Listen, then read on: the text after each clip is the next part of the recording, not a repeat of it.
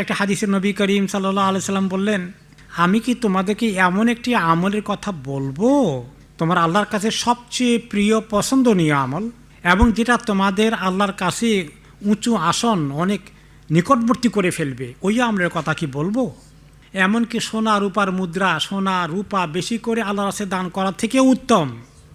এমনকি জেহাদের যুদ্ধের মধ্যে শরিক হয়ে এমন যদি হয় তোমরা যুদ্ধের ময়দানে লড়াই করতে গিয়ে হয়তো তুমি দুশ্মনের কল্লা ফেলে দিচ্ছ বা দুশ্মন তোমার কল্লা ফেলে দিচ্ছে, এমন রক্তাক্ত জেহাদের তুলনায় সেটার সওয়াব বেশি। ওমা হুয়া ইয়া রাসূলুল্লাহ, এই সমস্ত বড় বড় কাজের থেকে আরও বেশি ফজিলতের, আরও সহজ কি আমল থাকতে পারে বলুন না আমাদেরকে। ক্বালা যিকরুল্লাহি আযজা ওয়া জাল, আল্লাহ তাআলাকে ডাকতে পারা, আল্লাহ যিকিরে জবানকে ভিজিয়ে রাখা হলো এত বড় আমল।